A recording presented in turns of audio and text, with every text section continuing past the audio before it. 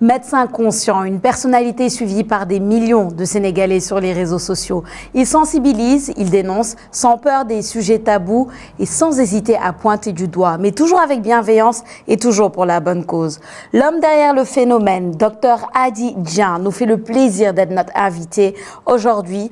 Chers internautes, bienvenue dans votre podcast La Plateforme épisode 17. Docteur, maa ngi lay nuyu di la dalal bu baax fii ci suñu plateau. waaw maa ngi lay fay Sophia bu baax a baax donc di kontaan si invitation bi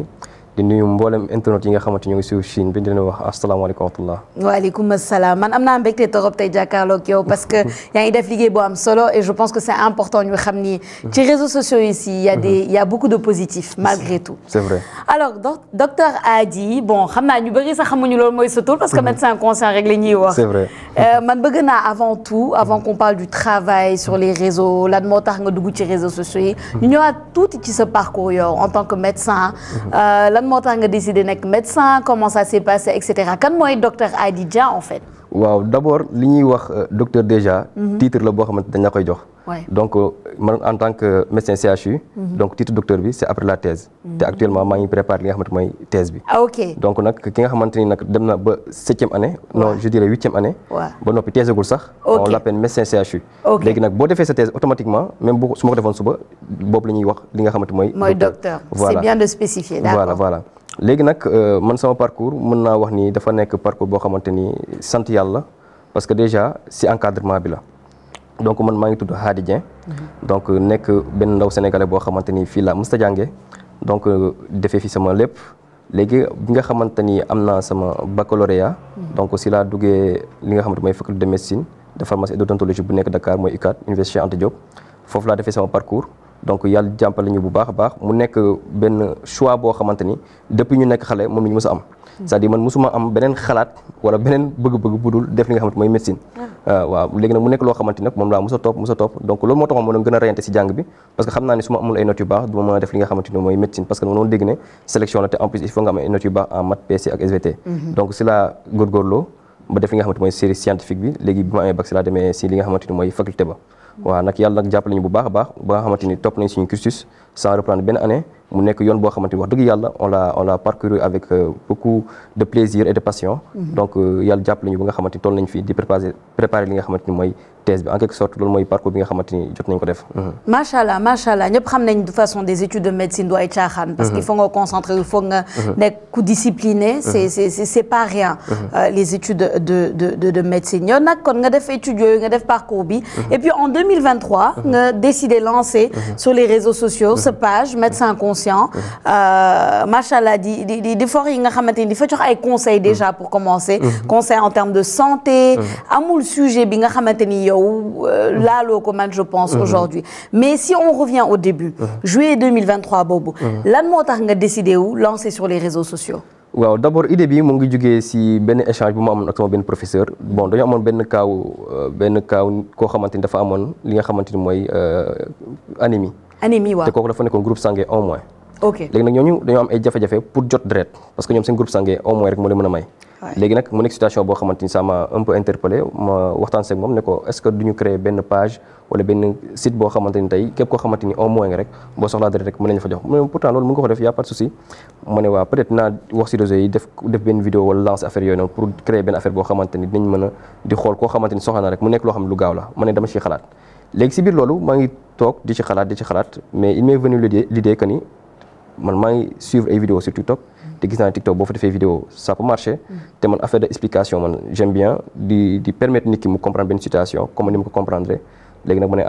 donc du ma yem si loolu kese donc dinaa def ay vidéos yoo xamante ni je vais sensibiliser de façon générale donc si idée bi noonu la déparé après nag bi ma amee idée boobu ma xam ne réseaux sociaux yi aussi tamit dafa am lu mu laaj mooy que tu seras exposé donc si laa dem laaj suñu waajur bu góor ne ko man lii laa teg comme plan bëgg naa def ay vidéos sur le net donc après si dama ne amul benn problème boo ko defee ça ira waaw parce que boo nekkee si yoon bi aussi tamit ngay partager lu tamit dafay nekk loo xamante ni loo war a def la donc si laa commencé nag di def ay vidéos te sama première vidéo bi sax je m'en rappelle bien si automédication laa ko def. ah oui ah si automédication lan nga doon wax ci automédication. donc di leen wax rek juste que ni li nga xamante ni mooy garab bi nga bëgg jëfandikoo mën na indil problème mu res wala problème mu rein li tax ma wax la loolu c'est parce que bu fekkente ne yow li ngay jël maîtriser woo dosage bi xamoo naka nga ko war a jëlee ak exactement kan moo ko war a jël dans ce cas mën ngaa def loo xamante ni mën na la indil ay gàllankoor parce que déjà yow boo ñëwee à l'hôpital ce n'est pas un hasard ñu jël li nga xamante mooy sa poids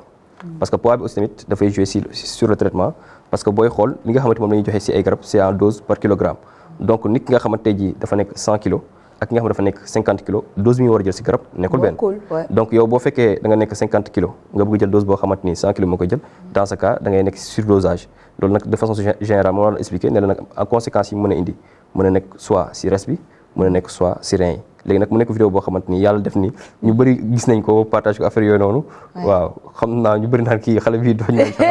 mais xam nga boo nekkee ci domaine médical loolu nekk xale c'est-à-dire da ngay jot a xam lu bëree bëre ci domaine affaire de faj parce que en fait cours yi ni ñu la koy joxee ak professeur yu macha allah yi ñu yore c'est-à-dire dañ lay imprégner de telle sorte que ni yow lépp loo xës ba gis rek da ngay comprendre ne kon man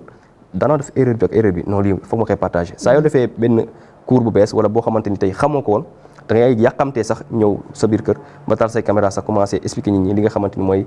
phénomène yi bu ko defee nag ñu mën di comprendre parce que en fait explication bi nekkul pour wala ni man dama xam mais dama lay expliquer pour yow nga xam comme man ni ma ko xamee. c'est ça da ngay vulgariser. lu bëri li nga xamante ni peut-être ci jargon suñ la ko waxee ci jargon médecine doo ko comprendre mais yow ni nga koy waxee. tu permets aux gens de comprendre. fi ngay waxee. c'est ça et puis de toute façon moi je suis contre le jeunisme. le jeunisme mooy. parce que nit ki xale la en quelque sorte. duñ ko jox tu vois dañ koy gisee d'une certaine manière alors que xam-xam moom. c'est pas une question d'âge. boo ko amee rek amoo ko surtout ci li nga xamante ni mooy sa passion. sa métier donc déjà là. c'est important te tamit man li ma remarqué mooy xam nga ci suñu culture moi je dirais culture sénégalaise et même culture africaine en manière générale duñu faral di dem ci médecin sauf à la dernière minute maanaam balaa ngay jóg naan yaa ngi dem hôpital wala yaa ngi dem seeti médecin c'est vraiment que ça ne va pas mais contrôle bilan annuel genre yooyu ñun duñ ko faral di def c'est vrai malheureusement loolu est-ce que yaa ngi ciy sensibiliser aussi les Sénégalais ñu ngi ciy sensibiliser lu bëree bëri parce que un jour maa ngi def benn vidéo di leen expliquer ni même salaire bi ngay am war nga mën a épargner sax benn 1000 francs par mois boo xamante ni à la fin de l'année sax di nga am loo defee benn bilan boo xamante tey dina mën a permettre ñu ne la sa yaram lii moo ci nekk ak lële léegi nag ñu bëri nag naan la xaalis boobu nga xam ne da nga koy dajee sax doo ko tal da nga koy mujjee lekk mooy ne dafa nekk benn éducation boo xamante ni ñun naturellement dañ koo amul ñun li ñu xam mooy sa bopp di métti nga dem jël benn garab naan sa yaram mu ngi métti nga dem kii ne la lii de baax na nga jël ko moo xam si garab yi tubaab bi la wala si garab bi nga xamante ni moom la ñu xam fii suñu réew voilà léegi nag loolu nag mooy indi li nga xamante mooy problème yëpp te nit koo xamante ni yaa ngi liggéey normalement chaque année war nga mën a dem defi sa benn quelques bilans xool sa deret bu fekkee mosoo def yenn dépistage moom bu fekkee mosoo ko def mën nga ko def à tout instant comme lu ci mel ne VHB mooy hépatite B bi comme lu ci mel ne VIH bi yenn kii yi nga xamante mën naa la jàppale quoi yenn bilan yi parce que en fait li nga xamante ni mooy prévention bi moo ëpp solo fuuf que li nga xamante mooy wàllu faj bi parce que en fait ñu bëri li ñuy war a bàyyi xel mooy que ni loolu sax dafa nekk benn idéologie boo xamante ni sax ñun médecins yi war nañ ko gën a développer muy di sensibiliser ci côté prévention bi par rapport ak li nga xamante mooy wàllu traitement bi parce que tey ji booy seetloo lu bëri ci li ñuy waxtaan mooy feebar bi lii moo koy faj feebar bi nangam mais il faut ñu xool naka la ñuy waxtaane nit ñi ci naka la ñuy def ba éviter telle ou telle maladie wala boo amee ci ñi xamal ne tey ji maladie bi moo lay yot donc taxawaay bi nga war a am loolu moom yaakaar naa bu ñu ko doon def dina jàppale ñu bëri te ñu bëri nañu recevoir li nga xamante mooy information bi te ñu bëri sax à travers les vidéos dañ lay wax ne man bi ma gis sa vidéo bi si laa demee defi telle analyse bi ma gis sa vidéo bi si laa demee si médecin mu ne ma am naa jàngoro bi nga doon wax bi ma gisee sa vidéo bi man li ma si ñi ngay wax nii dama koy yëg sama biir yaram dinaa dem xool après bu demee xool ñu ne ko jàngoro bii de moom nga amee te fekk moo nekkoon bi ma doon expliquer loolu mooy tax nit ñi à chaque fois di recevoir les informations di mën a comprendre xam ni yaram nekkul la ngay xaar ba feebar doo ko dem xool c'est-à-dire mu ngi mel ni sa oto booy dawal même bu fekkee amul benn panne amul benn problème da ngay vidange da ngay def visite technique c'est pour assurer li nga xamante mooy fonctionnement bi loolu aussi tamit il faut ñu koy bàyyi xel ba noppi def sport c'est important de fagaru bi moo gën faju ji mais ñun moom peut-être que ça va yaa ngi sensibiliser j'espère que les gens vont changer dem seeti inchallah dem seeti les médecins di def ay bilans et cetera c'est très important sànq yaa ngi wax ci exposition bi dinañ ci ñëwaat parce que am nga ay moments yu viral machallah yi nga xamante ni voilà ils ont été très impactants mais avant loolu yow tey jii connaissant un peu bon suñu dëkk connaissant les Sénégalais connaissant voilà ñu def yow en tant que médecin ci sa gis-gis lan mooy les fléaux yi nga xamante ni moo gën a am ci wàllum wér-gu-yaram fii ci Sénégal quelles sont les choses yi nga xamante ni ñu ngi koy def chaque jour souvent te def ñuy gay est-ce que c'est l'alimentation nos habitudes est-ce que c'est l'hygiène lan nga ñu mën a wax ci loolu waaw xam nga tey li nga xamante ni mooy éducation si wàllu santé c'est-à-dire ñun Sénégal amuñu ko à 100% c'est-à-dire maanaam ni ñu ko war a amee wuñu ko noonu c'est-à-dire da ngay gis ku yor benn comportement boo xamante ni waru ko yore comme par exemple lekk tëdd exemple simple la amuñu bëri nga naan lekk tëdd baaxul mais dañ koy def parce que dañuy dem ba dañ koy jàppal seen bopp yaakaar ne boo guddee reer lekk après nga tëdd noonu amul benn problème or li nga xamante ni mooy li normaloon mooy nga xam lan moo tax waroo ko def c'est-à-dire nit ki même boo ko teree moom il se dit dans sa tête que ni dañ maa tere mais boo ko expliqué li tax ñu tere ko moom dina comprendre waaw parce que tey jii su ma ne tey jii am na ñoo xamante ni benn vidéo boo xamante ñu bëri dañ ko seetaan yaakaar ni ñoom da nga leen tiitawoo dara mais c'est une réalité mooy leen boo lekk rek dëdd mën na la jox cancer xam nga boo ko waxee même médecin bi dugg sax dana waa kii suñu collègue bi moom li ñu wax ni naka ngay lekk tëdd mu jox la cancer après si laa ne expliqué ne leen phénomène bi koy indi mooy que ni la fekk nga lekk daal tëdd bu yàggee pression bi nga xam ne moo nekk si biir bi dafay jàpp buntu bi dox diggante butit mbàq bi ak firacool bi nga xam ne dafa la lekk di jaaree léegi pression boobu boo ko commencé di ko sonal di am ay reflux di ko sonal mu am ay reflux nee na benn instant li nga xamante mooy buntu boobu mën am ay jafe-jafe léegi nag foo toll da ngay commencé di am ay reflux te reflux yooyu noonu dafay commencé di indi ay lésions si muqueuse gastrique bi ak muqueuse kii bi œsophagien bi de ce fait loolu sur de long terme dafay yàq cellules yi daal di joxe li nga xamante mooy cancer dafa nekk processus bu gudd mais bu possible léegi nag donc des fois nga jaare leen ko foofu pour mën leen expliquer que ni lii moo tax waroo ko def léegi nag li nga xamante mooy wàllu lekk bi ñuy lekk mooy ñun ni ñuy toggee suñu culture ñun suñu lekk dafa hyper riche maanaam dafa enrichir trop dafay saf xorom lool dafay bëri diwlin lool waaye nag noonu lay neexee c'est ça le problème aussi boo ko deful yi naan ceeb bi neexul boo si deful dëwlin yenn cube yi du ma tudd cube yi mais yenn ki nga xamante ni xam nañ ni c'est pas bon mais boo ko deful aussi ñu ne ceeb bi neexul wala voilà moo tax mooy waral di indi yenn feebar yi comme lu si mel ni tension boo xamante du nangoo équilibré wu ñi am diabète seen diabète du équilibré wu ñi am yenn jàngoro yi comme ñu si am ay goutte seen feebar à chaque fois dañuy am ay crise c'est parce que alimentation bi war luñ ko mën a def c'est-à-dire boo tegeel togg boo xamante togg bu normal la bu jaar yoon ba noppi nga ne nit ki de lekk ay fruits ay légumes kii dafa tubaabe waaw te mu ne da nga tubaabe te fekk nekku loolu c'est-à-dire bu fekkente ni li ñuy togg ñun ñoo ngi koy bàyyi xel xool boo xam ñam bi même bu fekkente ne xam nga ne diwlin bi da ciy bokk mais nga limité ko même bu fekkee dañu sa ceeb bi niinu la genre affaire mais en fait mu bañee niin nga gar sa santé moo gën mu niin ba pare nag nga yàq sa santé en fait parce que nag diwlin gu bëri beeg suukar su bëri seeg loolu yëpp après dafay dem ba nga xamante ni dafay fàtt li nga xamante ni mooy fii sidit bi nga xamante ni fa deret bi di jaar mu indi tey ji yenn gàllankoor yi comme li ci mel ay AVC comme li ci ay problème ay problème mu deret buy circuler normalement yu bëri donc AVC sa habitude alimentaire yi mën na la indil AVC bien sûr mën na si jouer bu baax a baax waaw parce que en fait li nga xamante ni mooy lekk bi ngay lekk bu amee excès boobu nag yenn yi nga xamante ni yenn diw yi buñ demee si li nga xamante mooy sidit bi ñu fay tegu léegi tegu boobu ñu fay tegu di fa tegu dañuy dem ba nga xamante dañuy fàttali li nga xamante mooy yoon bi nga xamante ni fa la deret war a jaar léegi nag comme que AVC physiopathologie bi dañ lay expliquer que ni li nga xamante ni mooy indi AVC bi c'est parce que deret bi mënut a egg si biir cër bi c'est-à-dire xam nga cerveau bi mooy yuur bi dafa am ay sidit yu bëri yoo xam ne dañ koy may deret léegi sidit bi nga xamante ni da ko war a may deret nag bu fekkente ni deret bi mënut a jàll wala mu fett nga xam ne deret dafa dévier deret dootu mënta egg foofu pour dundal ko léegi partie boobu dafay commencer am ay gàllankoor soo amee gàllankoor nag nga xamante ni mooy contrôler li nga xamante ni mooy loxo bi nga gis loxo bi day bañ bu fekkee mooy contrôler wax bi dafay bañ bu fekkee bëtti la gis dootul leer bu fekkee tànk la dootoo mënti dox loolu nag mooy waral tey jii bu fekkente ne sidit bi dafa fatt deret bi jaarul correctement wala mu daal di fett deret bi daal di jàdd mooy waral tey jii muy indi li nga xamante ni mooy ay AVC wala bu fekkee si biir xol bi mooy indi crise cardiaque loolu en quelque sorte moo tax tey ñu ne la lekk bi ngay lekk nga éviter diwlin gu bëri bi éviter suukar su bëri surtout suukar su bëri si voilà ba pare nag ngay def sport. non vraiment la santé la wér-gu-yaram bi ça passe beaucoup par l'alimentation. gis naa loolu lépp li ngay lekk daal li ngay def sa biir bi war nañ ko xoolaat bu baax. bien sûr parce que information bi si côté boobu xam nga ñun lu ñu xam rek mooy lekk rek neex na. naan nga ndox tëdd na. xam nga à l'essentiel sentiroo benn métit sentiroo dara. mais au fur et à mesure mais yaa ngi yàq sa santé te xamuloo ko. waaw parce que déjà boo commencé rek di am biir. war nga alerter wu déjà. ça devrait t'alerter parce que au fait dañ naan yaram boo xam ne da nga ko am nii yëpp. maanaam moo tane fuuf que nga amee yaram si biir kese c'est-à-dire même bu fekkee sa yaram bi dafa sew nga am obésité abdominale boobu moo gën a nekk facteur de risque par rapport ak sa yaram yëpp sa yaram yëpp nga am yaram de façon générale te fekk biir bi génnul.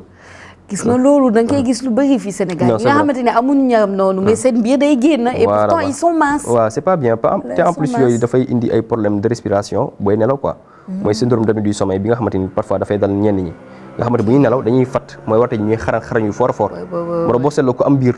bu tëddee di nelaw maanaam bu xaranee waa kër yëpp dañ koy dégg voilà c'est ça. Cey am na solo man de je pourrais parler de ça pendant des heures mais il faut ñu avancer parce que justement yow sensibilisation bi ngay def nii c'est très important mais man dama gis ni aussi da ngay def beaucoup de sensibilisation sur la santé des femmes en particulier di nga ci wax lu bëri après di ñu expliquer lu tax mais ci sensibilisation des femmes je pense que aussi ça joue le fait que jigéen ñi ci Sénégal malheureusement man je considère qu'on est les premières victimes parce que lu bëri lu baaxul dañ koy def pour satisfaire je sais pas la société wala je sais pas les autres d'une manière générale mu di xeesal mu di jël ay produits non je vais le dire jël ay produits yi nga xamante ni baaxul ci ñun wala def ay habitudes yi nga xamante ni c'est pas bon pour nous man gis naa ni on est peut-être les premières victimes est-ce que c'est pour ça ngay sensibiliser yu bëri sur les femmes surtout loolu parce que booy xool en général li nga xamante mooy problème de produits yi nga xam ne mooy indi ay gàllankoor si wàllu utilisation comme cosmétique maanaam si côté jigéen la gën a bëree donte sax am na yenn góor yu koy def mais si jigéen la gën a bëree loolu nekk na benn point boo xamante tey yu bëri si sujet yi nga xamante sensibilisation bi la day gën a touché xale jigéen yi donte sax des fois ma wax si góor yi ñu bëri sax dañu may reproché ne ma la moo tax yow li ngay wax si jigéen moo ëpp que li ngay wax si góor yi c'est-à-dire nekkul ne sax ku jigéen ki sax moo gën a fragile sax mais moo gën a exposé voilà c'est ça te en plus xamoon ni ñu ko mën a waxee dañ naan en général jigéen lu muy dégg rek lay gëm moo tax ñenn góor yi ñu wax dëgg moo te nag dafa am ñoo xamante ni dañoo aay si wàllu marketing c'est-à-dire dañuy xool yow li nga soxla xam na lii da nga koo bëgg c'est si loolu sa bëgg-bëgg lañ la mën a naxee sa bëgg-bëgg lañ la mën a jaarale ngir jaay la yenn produits yi c'est-à-dire domaine marketing si côté boobu noonu nag moo xaw a am doole léegi nag domaine marketing boobu ni mu amee doole si côté yàq bi nag moo tax nag il faut nag nga booster foofu nag si côté defar bi parce que tey dañuy wax ni jigéen bu xees moo dàq jigéen bu ñuul c'est-à-dire loolu la ñu wax de c'est-à-dire psychologiquement yow dans ta tête tu te dis que man su ma ñuulee damaa ñaaw te en fait du loolu déjà yow setal pour commencer déjà setal waaw boo setee ba noppi nag nga toppatoo li nga xam ne mooy der bi parce que der bi am na ay produits yu naturel am na ay formulation yoo xam ne yenn diw yoo xamante ni yu normal la yu baax la nga xamante seen formulation jaar na yoon nga xamante ça a été conçu par des professionnels ñu jaarale ko ci laboratoire xool pH bi xool lépp bàyyi ñu benn détail nga xamante lii du la lor sauf bu fekk dafa am benn élément boo xamante da nga koo allergie parce que produit mën na baax nga am benn molécule boo ci allergie loolu dafay am nekkul ne boo ko utilisé mu la ay gàllankoor que ni dafa bon c'est parce que dafa am loo ci allergie moo tax ñuy bind ingrédients yi totalement nga xam ne am na li pour ko war a utiliser léegi nag yow bu fekkente ni nag dans ta tête tu dis que parce que loolu c'est un combat qui est psychologique déjà ñun suñu biir xel lu yàgg la nag dañu gëmloo ko ni maanaam tey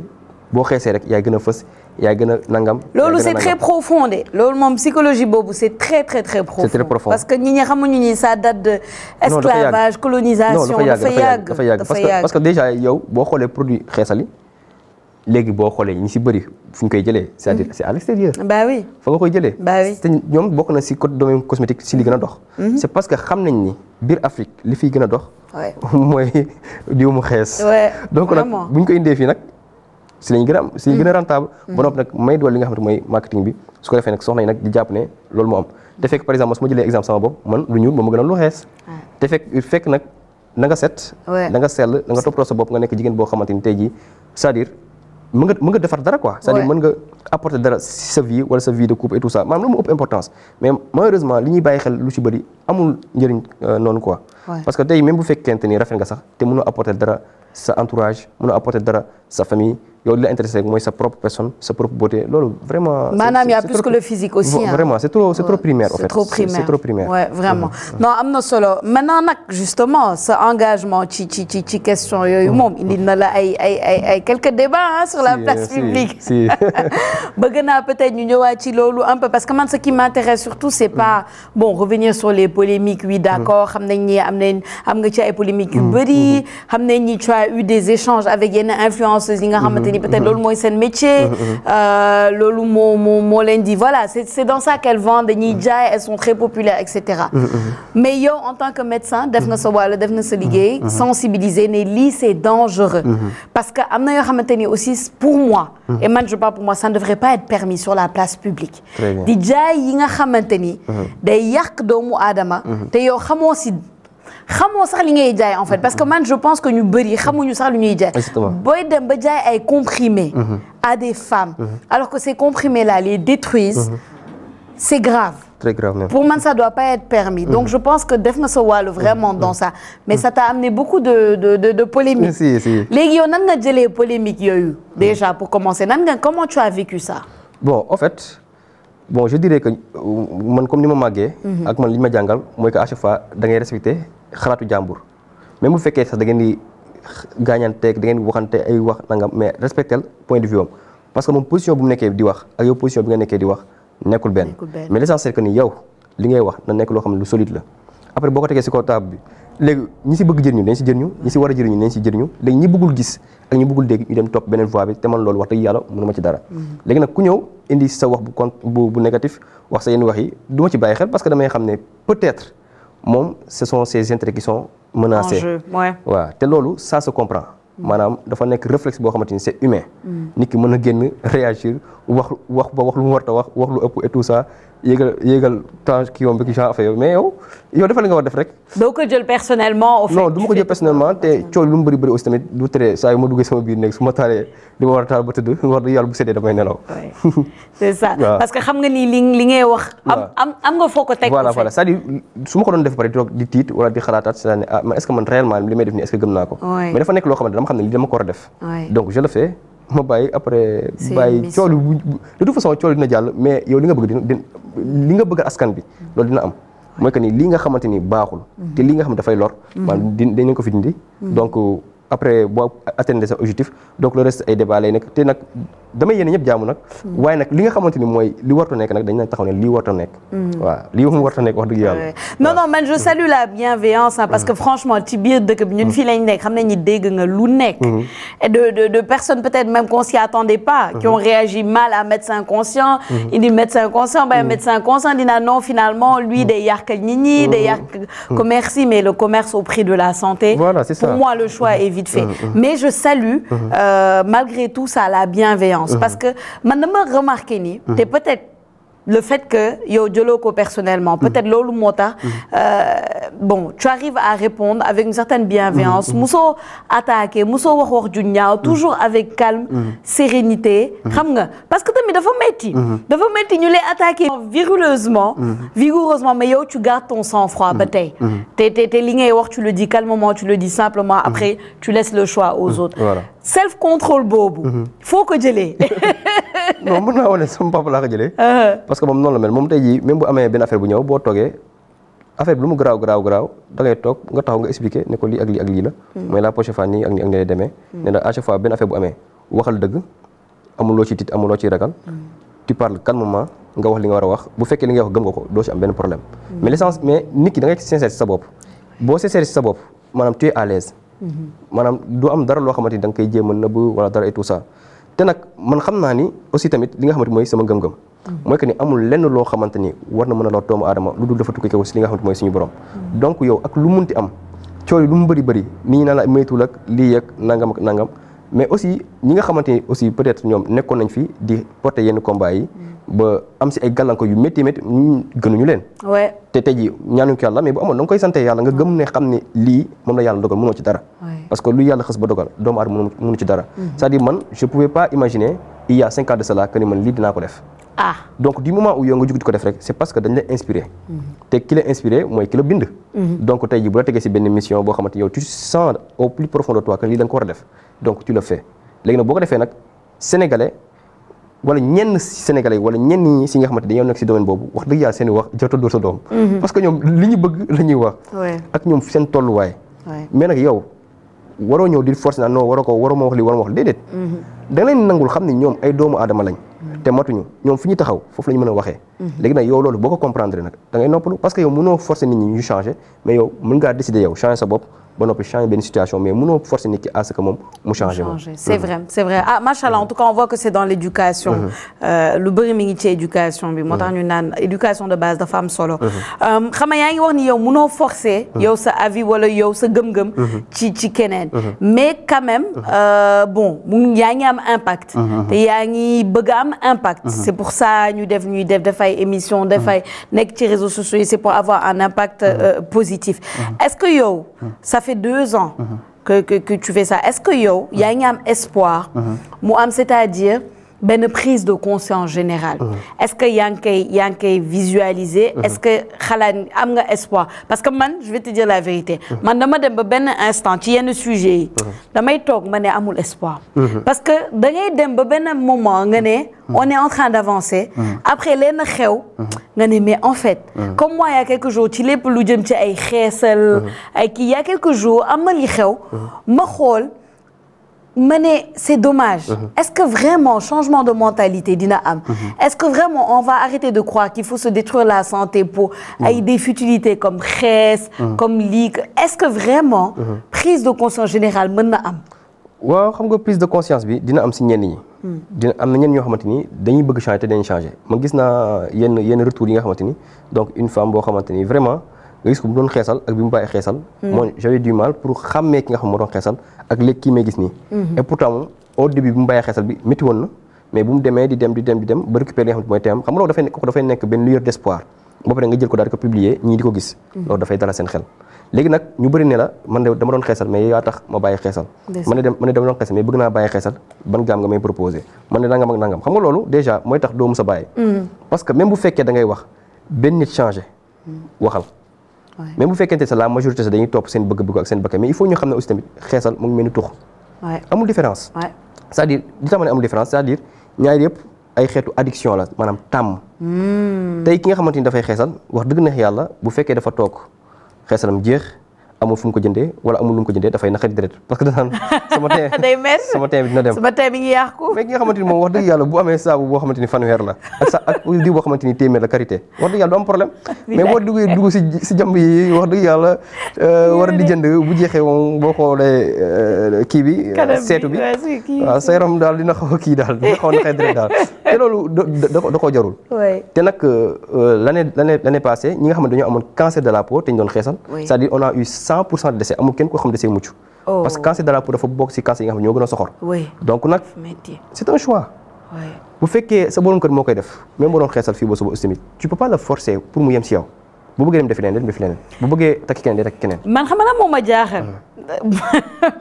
ma li ma jaaxal mooy jigéen ñi xeesal yi bëri nañ torop te góor bi ma laaj fii ci Sénégal day naan non man bëgguma xeesal te pourtant jigéen ñaa ngi koy def donc soit c'est les hommes qui sont pas honnêtes soit jigéen ñi ñoo dëgër bopp parce que man je connais beaucoup d'hommes qui disent man sama jabar dama ko tere xeesal wala dafa commencer xeesal ma ne ko bàyyil wala qu'il n'aime pas ça et pourtant jigéen ñaa koy def donc quel est le problème man je comprends plus. waaw il faut am na ñaari affaire mooy li nga njëkk wax mooy que ni am na ñoo xamante ni peut-être ñoom xeesal dérangé wu leen mais am na ñoo xamante aussi tamit dañoo dëgër bopp parce que am na ñoo xam dañ naan man de sama jëkkër wax na ma bàyyi ba sonn mais su ma bàyyi damay ñuul kon ko xeesal bi muy def peut-être moom nekkul sax pour jëkkër mais pour moom bu seetoo xolam sedd la quoi man personnellement tey ji ñaan ma ko yàlla tey ji boo takkoon soxna boo xamante ni tey ji musul xeesal mu xëy dugg ci xam ne maanaam doo ko bàyyi ndax loolu non xam ne doo ko bàyyi ndax loolu mais ça peut créer des problèmes mën na créer ay problèmes mais doo ñëw dina dama koy bàyyi parce que da nga dugg si lii mais da ngay waxtaan ak moom nank au fur et à mesure ba nga xamante moom xelam peut-être dina dellu si parce que aussi tamit bëgg dafa fort donc nag doo ñëw rek di forcer et tout ça waxtaan la en fait nit ki li ko dugal si benn mbir da ngay jéem a fexe yow di jaar si yoon boobu ba moom dina ci génnaat moom sans pour autant mu am ay mbëkkante wala lenn donc nga fexe mu comprendre que ni maanaam gaamu xeesal bi gën a baax si àdduna ñu ne defar nañ ko fii rek fële maanaam ça aura toujours les mêmes conséquences mooy que ni tôt ou tard dafay indi li nga xam ne mooy problème de peau ay problème de réaction allergique ay problème de cancer ak leen loolu moom il faut ñu xam ni nekkul ne da nga koy jëndee fu la neex si àdduna que ni boo xeesalee rek amul problème c'est-à-dire parce que yow le fait ngay bloqué sa mélanine bi est-ce que du mën a liggéey ni mu war a liggéey ngay génn si naaj bi di attaquer li nga xamante mooy sa der bi loolu c'est extrêmement dangereux léegi nag ñoom nag tant que comprendre ñu loolu nag parce que tey fii képp koo fi expliqué affaire de xeesal baaxul danaan bu la ñu sonal man bi may utiliser du ma lakk c'est-à-dire voilà en fait ñoom li ñuy xool mooy dañuy xeesal mais nee na man utiliser mu tube. ouais c'est comme si que ni maanaam tube yi rek mooy xeesal. non non wala kii ne la man sama xeesal bi météo du indi dara sama der bi parce que man ay comprimés laay. ay comprimés et te loolu c'est encore plus dangereux. c'est plus dangereux parce que molécule bi mën a dem laal li nga xamante ni mooy foie bi parce que en fait il faut ñu xam ne garab bi ngay naan dafay jaar ci res bi à chaque fois lépp loo lekk dafay jaar ci res bi da koy segg. léegi produit yooyu ngay jël di ko utiliser da ngay xëy un beau jour am problème mu rein wa nga jékki-jékki di ëffu sa kanam gi commencé di ron xam nga. yooyu yëpp indi la ay conséquences ngay nëbb nit ñi la ngay jël te fekk am na looy jël di am yaram di xees. waaw surtout corticoïdes yi nga xamante ni ñu ba dañuy far di ko jëfandikoo. parce que moom boo ko jëlee da lay may yaram ba pare da lay xeesal waaye boo ko arrêté d'un seul coup mën na indi li ñu owee insuffisance surrénalienne nga xamante ni dafa gaaw si faat doomu aadama. donc en fait man je me dis que am na ñu bëri ñoo xamante ni ñoo ngi si c'est parce que xamuñu exactement li ci nekk am na ñoo xamante nag ñoo ngi si. ñoo ngi xam na ni am na ay conséquences mais dañuy jàpp ne conséquences yooyu ñoom mu leen dal parce que ñoom xam nañ ñi xeesalee dañuy diw tuuti bu xeesee ba weex tàll ma bàyyi tuuti su ma demee ba commencé waat ñu ma laalaat te fekk loolu du question que ni waaw demeewul noonu en quelque sorte mais nag combat bi aussi tamit c'est-à-dire dafa am ay enjeux yu bëri yu si nekk yoo xam ne peut-être mënu ma ko expliquer fii bon enjeux yooyu nag moo tax tamit ñenn ñi nga xamante ni aussi tamit ñoom xeesal bi dañ na arrangé même bu fekkee ñoom xeesaluñu donc loolu duñu ci bëgg sori. Ouais. Parce qu'il y a beaucoup d'enjeux, il y a beaucoup de choses. Il y a beaucoup de choses. Bon, nous qui travaillons dans le milieu de la presse, ben instant, j'avais entendu que on a les publicités. Non, c'est toujours interdit. C'est toujours interdit. Mais les avec les réseaux sociaux, heureusement qu'il y a des gens comme Médecins Conscients qui font la balance parce que déjà publicité télé, déjà c'est même plus ça le problème parce que Nini, ils sont sur leur téléphone. Moi, les live, les Nini DJ, on le sait, ça se passe maintenant sur les réseaux. Donc c'est pour ça que je trouve que c'est bien que genre Médecins Conscients utilise réseau pour contrecarrer en fait les influences. Parce que souvent TikTok, il y a que des détails que c'est là, voilà, Amoul Soleil tout ça. Mais quand on voit des pages comme ça, il y a 1 million de personnes qui suivent, tu peux faire du positif sur les réseaux sociaux. Bien sûr, bien sûr. Ouais. Parce que aussi tamit xam nga boo demee France ñu am nañ TikTok France. C'est-à-dire France ñoom dañuy contrôler li dugg si biir réseaux sociaux yi. Oui. C'est-à-dire yow tey boo nekkee bi influenceur boo xamante ni da ngay saaga. wala ngay wax ay wax yu ñaaw. wala ngay jéem pervertir ay nit. sa page dañ koy tëj. C'est-à-dire gouvernement français bi si boppam mooy bind TikTok saisir ko ne ko lii ak lii ak lii ak lii compte bi laa bëgg ñu tëj ko parce que lii lay def nga indi say argument teg. parce que gouvernement dafa am lu am doole.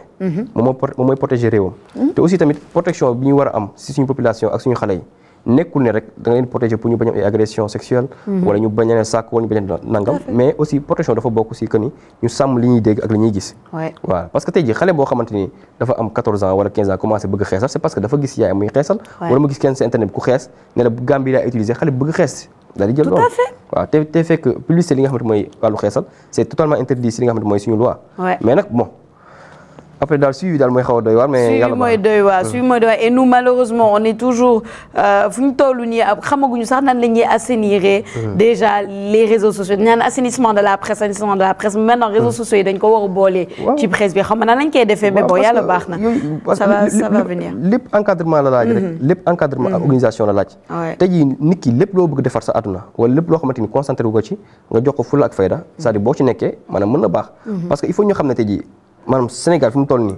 li ëpp si li nga xamante moo mën a defar si réseaux sociaux yi lañ ko mën a defaree lu ëpp si li nga xamante mën na yàq si réseaux sociaux yi la mën a yàqoo parce que tey jii yenn saaga yu ñaayu wala yenn wax yu ñaayu wala yenn termes yi nga xamante mën nañuy fooyee nii léegi sax si internet nga ko jëlee waaw kenn mooy live wax benn wax boo xamante ni nangam ñu jël ko di ko fooyee mu viral ñu koy fooyee mu viral et puis après voilà c'est ça en fait te loolu te influence dafa nekk lu am doole si dëkk mais peut-être ñu bëri duñ ko bàyyi xel si sa wàllu éducation da si joué xam nga tey boobu màggee si benn milieu boo xamante ni ñoom lu ñu xam mooy bricoler defar ay mbir et tout ça affaire yooyu yow soo màggee yow tu as beaucoup d'avance par rapport ak sa morom yi nga xamante ñoom ngay àndal c'est-à-dire yow pour nga defar tey ji benn moto électrique wala benn voiture mooy gën a yomb parce que tu as été immergé wala tu as été mis dans la sauce ba ñu expliquer la xam ne yow lii monde bi nii lay doxee donc imprégnation boobu si wàllu boppam mooy mën tax nit ki bu màggee rek xelam dafay ubbeeku si benn côté waaye dëkk mais boo seetloo Sénégal ñun suñu xel si lan la gën a ubbeeku mooy si ay comédie ak fecc parce que culture boobu naan la ñu gën a dundal quoi.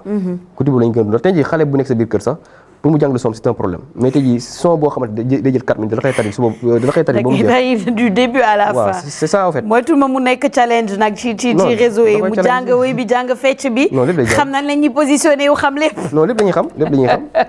non c'est donc loolu la quoi parents yi aussi tamit ñu gën ci bàyyi xel. xool aussi tamit seen portable yi nga xamante ne ñuy jox xale yi. xale bi li muy suivre. surtout xale bi li muy suivre dafa am impact bu doy waar si moom. surtout waaw te loolu yëpp éducation la parce que tey jii par exemple parents yi dañuy joxe man je juge pas parce que bon voilà ku nekk ak sa méthode mais aussi pour ñu am jàmm des fois iPad bi la ñuy joxe rek comme ça xale bi noppi. nekk ci iPad am carrément dans le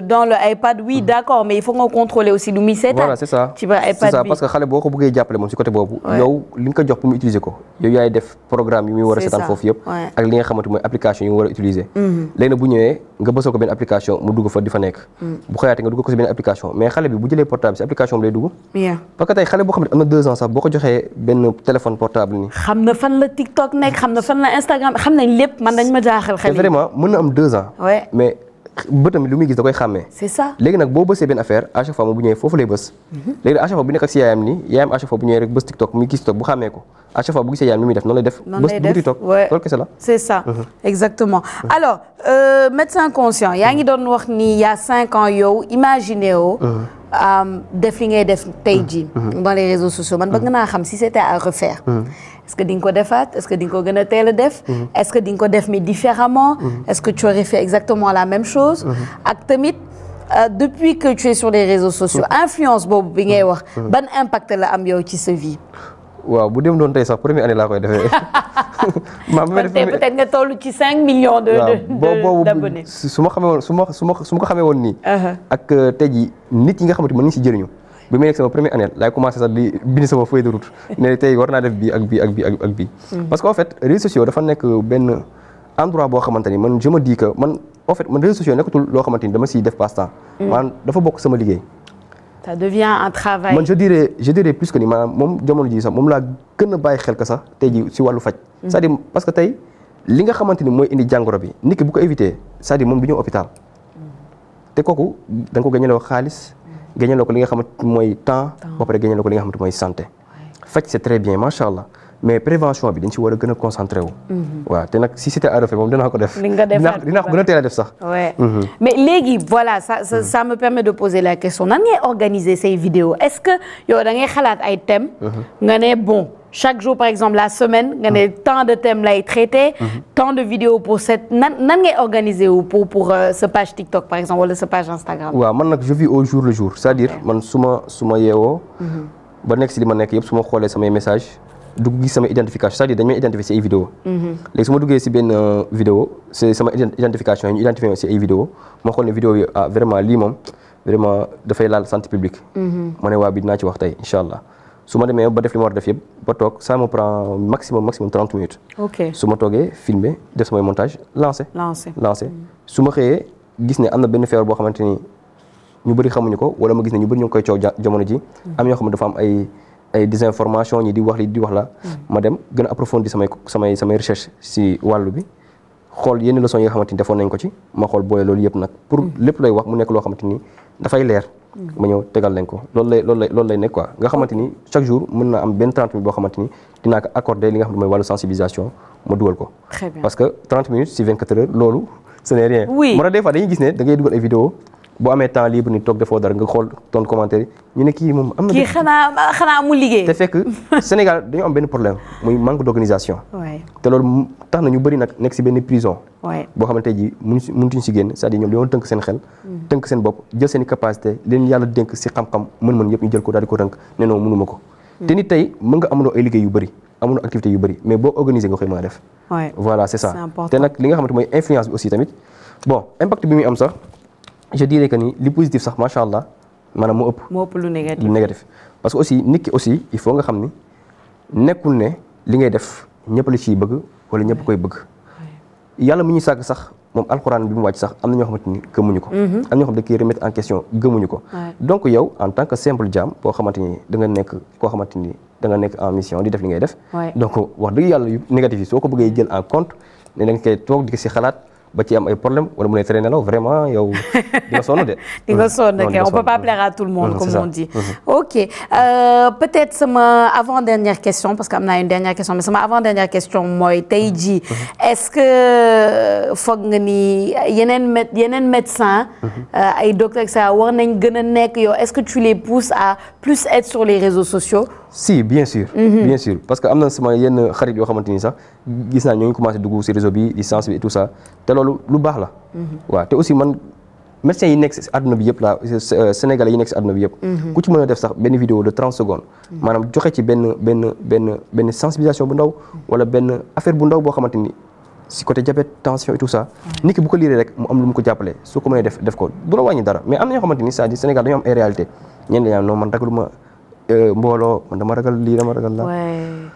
bon loolu aussi tamit nit ki tamit gis-gisam la. mais àdduna aussi tamit nga ragal nga ñeme yëpp de toute façon yow li ngay daw tôt ou tard da lay fekk si. waaw yow ma naan dama ragal réseaux sociaux yi nga xëy mara day taal yor sa oto mu ngi noonu. donc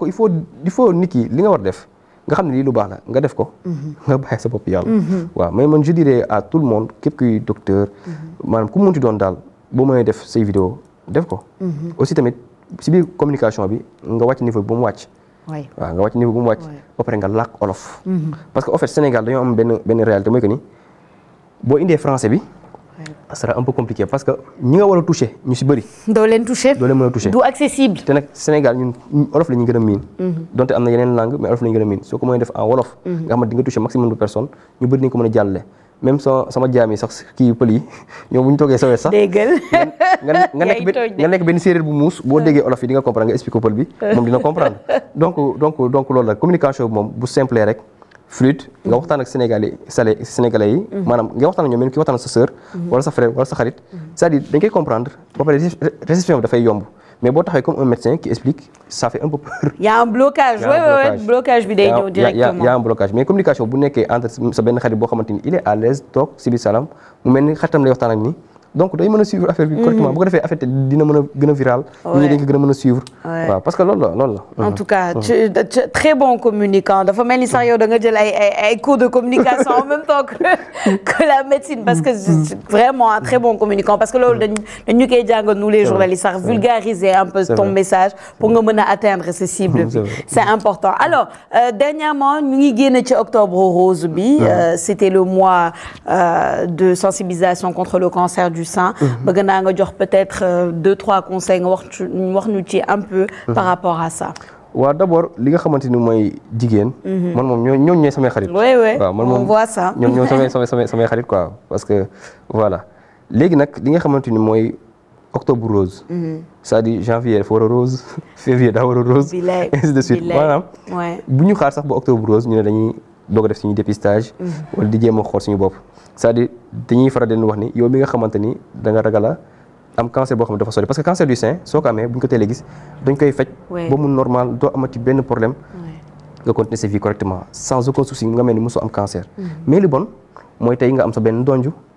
nga di ko sàggane. wala sa ween bi am fenn foo xamante da ngay sentir ne fii nu meloon melu ko. der bi changé def comme ay pointillés ni mel ni orange mel ni deru orange. nga xeeb ko nga lamb sa poxotaan benn càkkaar. nga daal di ko xeeb yooyu yëpp dafa nekk ay signes yoo xamante ni mën na laa war a mën a alerter mais yow doo ko bàyyi xel sa benn bi daal di inflammé di métti sonal la nga di ko sàgganee loolu mooy indi conséquences yi nga xamante ni mooy tax tey ji nit ki am cancer bi dem ba sori daal di toxu def li ñuy oowee métastase indi yeneen gàllankoor donc autopalpation bi nañ koy faral di ko defal seen bopp waaye aussi tamit li nga xam ne mooy wàllu nampal bi mooy nga nampal sa doom loolu nag débat la woon loolu nag da ngay indi beneen débat ci beneen émission xanaa il faut ñu defaat beneen émission. mais daal man daal li ma xam laay wax. yem si mooy prévention bi daal mooy sa doom. bi nga xam moom ngay nampal. nga di ko nampal li nga xamante ni mooy comme ni ñuy wax bu matee 2 ans mooy li gën maanaam ñu privilégier nampal bi parce que dafa nekk benn facteur de protection. wala facteur protecteur si li nga xam mooy cancer du sein. léegi nag bu dee cancer du col de l'utérus. aussi jigéen bi nga xamante ni moom musul sëy te mu nekk xale. amagul 15 ans. na dem jëlee li nga xamante mooy dose am yi mooy ñaari dose yi ñu koy jox si premier mois bi. mi ngi à l'instant T mu toog lu tolloog ay 6 mois doog a jëlaat deuxième dose wala sax 1 an mu jëlaat deuxième dose bi. nga xam ne da koy protéger si cancer si virus bi ñu ooy HPV nga xamante mooy indi cancer du col de l'utérus. loolu aussi tamit nañu ko bàyyi xel bu baax a baax. léegi nag ki nga xamante ni aussi tamit dem na ba am 15 ans 19 ans foofu dañuy wax 3 doses mooy bi ngay jël tey toog 2 mois jëlaat toog dans 6 mois wala 1 an nga jëlaat benn muy 3 doses bi mais Sénégal nag 2 doses lañ gën a miin donte sax dépassé nga âge bi loolu la ñu gën a miin loolu daal dina jàpp ñu bëree aussi tamit nañ am habitude di dem defi ay bilan ba pare di def dépistage si yenn maladie yi nga xamante ni xew na comme li ci mel ni ay hépatite B dafa bëri lool waaw ñu bàyyi ci xel bu baax a baax aussi di def benn rappel bu ndaw rek si feebar bu bees bi ñuy wax fièvre de la vallée du Rift. oui voilà léegi dafa nekk feebar boo xamante ni bi mu feeñee yàggul. mais daanaka jot na faat 21 personnes. mooy ñaar fukk ak benn. te cas yi mu ngi gën a yokk. mais heureusement yàlla dimbali nañu ba wàllaate bi amul fenn fu ñu gisee ne wàllaate diggante nit ak nit am na. donc déjà loolu c'est un point boo xamante ni jar na bàyyi xel. donc aussi tamit koñ yi bu amee ndox nañ ko teel a dindi. parce que ndox yi dafay nekk benn environnement boo xamante dafa favorable si développement moustique yi. parce que moustique mooy jëlee feebar bi si nit. ki nga xam ne dafa feebar dem jox ko keneen. donc fépp foo xam ne dafa bëri ay yoo ñu jéem a éliminer li nga xamante mooy yoo yi fa nekk. éliminer ndox yi nga xamante moo fa nekk ba noppi ñuy pompe koñ yi nga xamante ni dafa bëri ay garab yoo xam ne dafay tax ñu fay nekk. aussi tamit xale soxna yi xale yi wala ku mu munti doon boo nekkee zone boo xam ne dafa bëri ay yoo ngay nelaw si moustiquaire imprégné ba noppi ñu utiliser li nga xamante mooy ay produits spray répulsifs yi nga xamante ni boo ko diwee sa yaram dina tax doo yoo du la mat aussi ñuy sol ay yëre yu gudd bu ñuy génn bu nekkee zone boo xam ne dafa bëri ay yoo ba noppi am na ay cas c'est important merci beaucoup di la gërëm di la sant bu baax di médecin conscient vraiment ci émission bi am na solo trop man genre émission yi moo tax may def li may def parce que je pense que c'est important de faire du positif def ko ci réseaux sociaux yi comme ni nga ko waxee rek même boo toucher une personne c'est l'essentiel mu ngi noonu di la gëm di la sant bu baax ci teewaay bi merci beaucoup. Je vous en prie. Merci à vous chers internautes. Je vous retrouve dans le prochain numéro de la plateforme Le Podcast et je vous dis à très bientôt.